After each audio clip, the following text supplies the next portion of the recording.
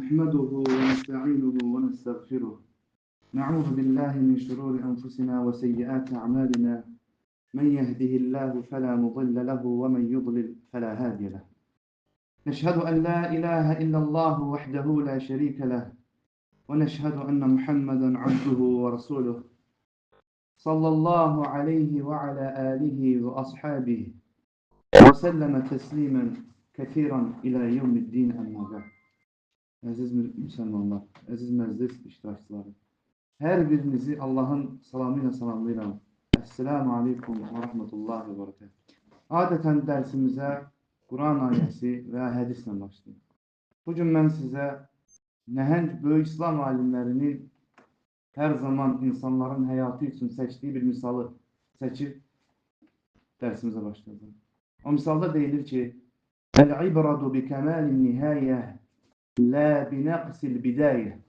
Yəni, ibrət naqis başlanğıçda deyil, məhz kamil sonluqdadır. İnsanın başlanğıcı nə olursa olsun, istər xristiyan, istər mürtəd, müşrik və s. oğru, əsas onun sonu götürülür. Adam İslam'a gəldikdən sonra Allahın vaciblərini yerinə yetirib, qadağalarından çəkindikdən sonra kəlmə-i şəhadətini gətirib dininə daxil olduqdan sonra onun bütün keçmiş günahları bağışlanır. Yəni uca Rəbbimiz onu bağışlayır. Ha belə Rasulullah sallallahu aleyhi ve sellem hədisində buyurur ki, kimin son sözü Əşhədu ən la ilahə illallah Əşhədu ənə Muhammeden abduhu və rasuluh, yəni kəlmə-i şəhadət olarsa o cənnətə daxil olar. Bunu Rasulullah sallallahu aleyhi ve sellem özündən demirdi. Necə ki, Allah Azze ve Celle mübarək kitabında buyurur ki, Muhammed, sən özündən bir söz desəydin, bir söz düzüb qoşub desəydin, səni sağ əlindən yaxalayar, şah damarını kəsərdik. Yəni, səni öldürərdik, canını alardıq. Bu sübutdur ki, Muhammed sallallahu aleyhi ve sellem nəfsindən, özündən bir kəlmə belə söz demirdi. Uca Allah Ramazan ayının son 10 gününü Ramazanın digər günlərindən fərqləndirmiş və bu günləri bir çox xüsusiyyətlərinə görə fəzilətli etmişdir. Birincisi, Ramazanın son 10 günü gəldiyi zaman Rasulullah sallallahu aleyhi ve sellemin ibadətləri çoxaltdığı kimi çoxaltmaq lazım. Peyğəmbərimiz sallallahu aleyhi ve sellem ibadətləri çoxaldar və Ramazanın digər günlərinə nisbətən daha çox çalışardı. Bir hədisdə Ayşə anamız radiyallahu anhə belə deyir.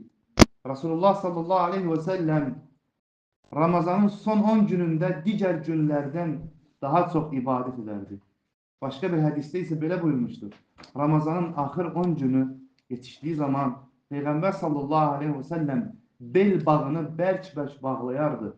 Yəni Ramazanın axır 10 günündə canla başla ibadət etməyə ciddi hazırlıq görərdi. Və gecələri həm özü ibadət edər, həm də ailəsini yuxudan oyadardı. Yuxudan oyadardı ki, onlar da Allaha ibadət etsinlər. Hədisi Buxari rivayet etmişdir.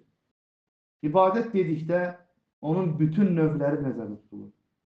Namaz qılmaq, Quran oxumaq, elm öyrənmək, iftar vermək, sədəqə vermək və s.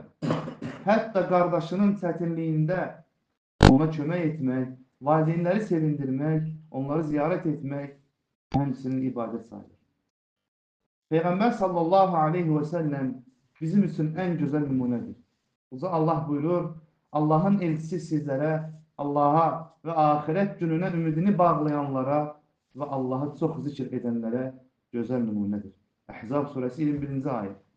İkincisi, Ramazanın son 10 gününün xüsusiyyətlərindən biri də bu günlərin gecələrini oyaq qalıb ibadətlə keçirməkdir. Gecə namazlarında rükunu, səcdəni, qiyamı uzatmaq, təbii ki, bacardığımız təqdirdə, səcdədə dualar etmək müstəhəbdir. Yəni, bəyənilən, sevilən bir əməldir. Bu gecələrdə ailəni də ibadət etmək üçün oyatmaq lazımdır. Hətta uşaqları belə oyatmaq lazımdır ki, bu fəzilətli gecələrdən onların da payı olsun. Qiyamət günü həmin o ibadətlər onların lehinə şahidlik etsinlər. Onlar da gələcəkdə həm bu gecələrə dəyər versinlər, həm də əcr və savabda iştirak etsinlər. Onlar da sizin nəvələrinizə bu ibadətləri aşılasınlar. Üçüncüsü, Ramazanın son 10 gecəsinin fəzilətlərindən biri də budur ki, bu 10 gecənin içində Qədr gecəsi vardır. Hansı ki bu gecə 1000 aydan üstündür. Uca Allah buyurur, Qədr gecəsi 1000 aydan xeyirlidir. O gecə Rəbbinin izni ilə mələklər və ruh, yəni Cəbrail, hər işə görə yerə inirlər. O gecə sübh açılana dək əmin amanlıq olur. Qədr surəsi 3-cü və 5-ci ayətdir. Alimlər bildirmişlər ki, bu gecədə edilən əməl 1000 ayda edilən əməldən daha xeyirlidir. 1000 ay isə 83 il 4 aya bərabərdir. Təsəvvür edin ki, bu gecədə edilən hər hansı bir əməl 83 il 4 aya bərabərdir. Yəni o 4 ayda edilən bütün əməllərdən, bütün ibadətlərdən daha xeyirlidir. Bu gecə bir insanın ömrünə bərabərdir. Mücahid demişdir, Qədr gecəsi içində Qədr gecəsi olmayan 1000 aydan üstündür. Peyğəmbərimiz sallallahu aleyhi ve sellem buyurur ki, kim Qədr gecəsini imanla, yəni Allaha imanla və Qədr gecəsinin savabına imanla, yəni onun savabına imanla inanaraq və əcrini Allahdan umaraq ibadətdə keçirərsə, adamın keçmiş günahları bağışlanar. Hədisi həm Buxari, həm də Müslim rivayet etmişdir. Quran-ı Kərimdə məhz Qədr gecəsinə nazil olmuşdur. Bu gecənin Qədr gecəsi adlanmasına səbəb budur ki, bu gecədə mələklər nazil olur və Allahın izni ilə məxluqatların bir illik qədərini, yəni bir il ərzində baş verəcəklərin müqəddaratını yazırlar. Bu gecədə çox sayda mələk və Cəbrail aleyhisselam Allahın əmri ilə insanların illik qədərini yazmaq üçün yerə inirlər. Mələklərlə birlikdə bərəkət də yerə inir, bərəkət də hasil olur. Bu gecə mübarək gecədir. O gecə sübh açılana dək əmin amanlıq olur. Yəni, bu gecə sübh açılana dək xeyirli olur. Buna görə də müsəlman kəs gərək bu fürsətdən faydalansın. Bu gecədə çoxlu dua etsin. Sələfilər, bizdən öncəki yaşamış sələfilər bu gecəni dua ilə və ibadətlə keçirərdilər. Ayşə anamız rivayet edir ki, bir dəfə mən soruşdum, ey Allahın elçisi sallallahu aleyhi və səlləm, əgər Qədr gecəsinin hansı gecə olduğunu bilsəm, nə dua etdim? Allah elçisi sallallahu aleyhi və səlləm buyurdu. Allahümmə innəkə afuvun kərimun tuhibbul afvə fa'fu anni duasını. Yəni, de, Allahım, sən əfv edənsən, əfv etməyi sevirsən və məni də əfv et. Tirmizi və İbn Məncə. Qədərin yazıldığı bir gecədə bu duanı etmək olduqca faydalıdır. Çünki Allah kimi əfv edib, ona salamatlıq verərsə, artıq o nicat tapmışdır. Rəvayət edilir ki, Peyğəmbərin sallallahu aleyhi və səlləmin əmisi Abbas belə demişdir. Bir dəfə mən Peyğəmbərə dedim ki, ey Allahın elçisi sallallahu aleyhi və səlləm, mənə elə bir şey öyrət ki, Allahdan onu diləyim və mənə versin. Peyğəmbər sallallahu aleyhi ve sellem buyurdu ki, Allahdan salamatlıq istə. Bir neçə gün keçdikdən sonra mən təkrar dedim, ey Allahın elçisi, mənə elə bir şey öyrət ki, Allahdan onu diləyim. Peyğəmbər sallallahu aleyhi ve sellem dedi ki, ey Abbas, ey Peyğəmbərin əmisi, Allahdan dünya və ahirətdə salamatlıq istə. Hədisi Tirmizi rivayet etmişdir. Başqa bir hədisdə Peyğəmbər sallallahu aleyhi ve sellem demişdir, yəqinlikdən sonra salamat olmaqdan başqa ikinci xeyir yoxdur. Hədisi Tirmizi rivayet etmişdir. Qədr gecəsi hansı gecədir? Hədislərdə Qədr gecəsinin Ramazanın son 10 gününün tək gecələrində olması bildirilir. Uca Allahın Qədr gecəsinin vaxtını gizlətməsində də bir rəhmət vardır. Çünki insanlar bunun hansı gecə olduğunu dəqiqliklə bilsəydilər, digər gecələrdə ibadətləri tərk edərdilər.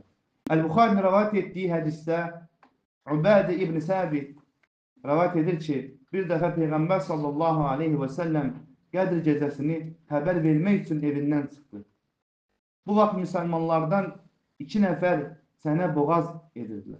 Rasulullah sallallahu aleyhi və səlləm dedi ki, mən sizə Qədr gecəsini xəbər vermək üçün çıxdım. Filan kəslə filan kəs mübahisə etdiklərinə görə bu bilgi qeyb oldu. Bəlkə də bu sizin xeyrinizədir.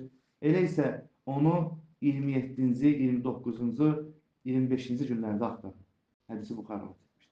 Başqa bir hədisdə Əbu Səid demişdir, biz Peyğəmbərlə sallallahu aleyhi ve sellemlə birlikdə Ramazan ayının orta 10 gününü məsciddə etikaf etdik. 20-ci gününün səhəri o minbərə qalxıb xutbə verdi və dedi, Qədr gecəsinin nə zaman olacağı mənə göstərildi, sonra isə bu mənə unutturuldu. Dedi. Siz onu son 10 günün tək gecələrində axtarın. Hədisi Buxari etmişdir. Qədr gecəsinin əlamətlərindən gəlincə isə bu sakit, nə çox isti, nə də çox soyuq bir gecədir. Bir rəvayətdə isə bu gecədə nə külək, nə yağış olmayacaq. Ertəsi gün günəşin şüaları çox zəif olacaq deyilir. Dördüncüsü, Ramazanın son 10 gününün xüsusiyyətlərindən biri də bu günlərdə etikaf etməyin müstəhəb olmasıdır. Etikaf, itaət və ibadət məqsədi ilə dünya işlərindən və insanlardan ayrılıb məscidlərdə qalmaqdır. Yalnız zəruri hallarda məsciddən çıxmaq icazəlidir. Bu əməl Quran və sünnədə sabit olan ibadətdir. Resulullah sallallahu aleyhi ve sellem zövcəsi Ayşə rivayət etmişdir ki, Peyğəmbər sallallahu aleyhi ve sellem vəfat edənədək hər Ramazan ayının son 10 gününü etikafda keçirərdi. Onun vəfatından sonra onun zövcələri etikaf etməyə davam etdilər. Mən də Allahdan istəyirəm ki, Allahümme inneke afuvun kerimun tuhibbul afve fa'fu anna.